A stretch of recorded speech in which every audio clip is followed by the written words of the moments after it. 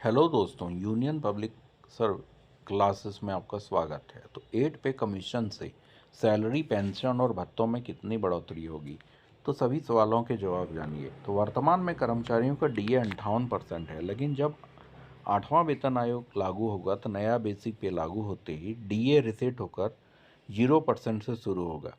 इसका मतलब है कि अभी भी सैलरी में जितना डीए जोड़ा जा रहा है नई बेसिक सैलरी में मर्ज हो जाएगा। फिर हर 6 महीने के बाद सरकार महंगाई के हिसाब से डीए बढ़ाएगी, जैसे 5, 10 और 15 और 20 तक। उदाहरण के तौर पर अगर नई बेसिक सैलरी 45,000 हो गई है तो डीए 10%, 4500 और 20% डीए पर 9,000 की बढ़ोतरी होगी। रिटायर कर्मचारियों के महंगाई भत्ता डीआर भी इसी हिसाब से बढ़ेगी। बेसिक पे पढ़ने के बाद एचआरए और ट्रांसपोर्ट अलाउंस जैसी सुविधाएं भी बढ़ जाएगी।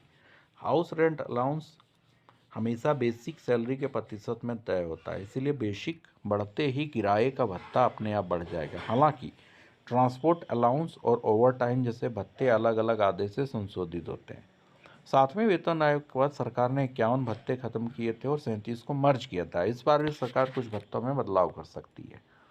इस फैसले का फायदा सीधे तौर पर केंद्र सरकार के करीब 50 लाख कर्मचारियों और 70 लाख पेंशनर्स को मिलेगा। खासकर ग्रुप बी और सी श्रेणी के कर्मचारियों को बेसिक पे और पेंशन दोनों में अच्छा उछाल देखने को मिलेगा। ग्रुप ए अफसरों के लिए भी कुल सीटीसी कॉस्ट ऑफ कंपनी में बढ़ोतरी होगी, लेकिन टैक्स स्लैब पर इसका असर पड़ सकता है। सैलरी बढ़ने से इनकम टैक्स की देनदारी भी बढ़ेगी।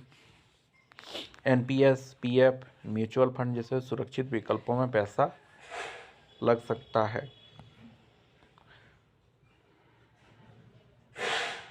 तो देखिए इसमें 8 पे में ये होने वाला है।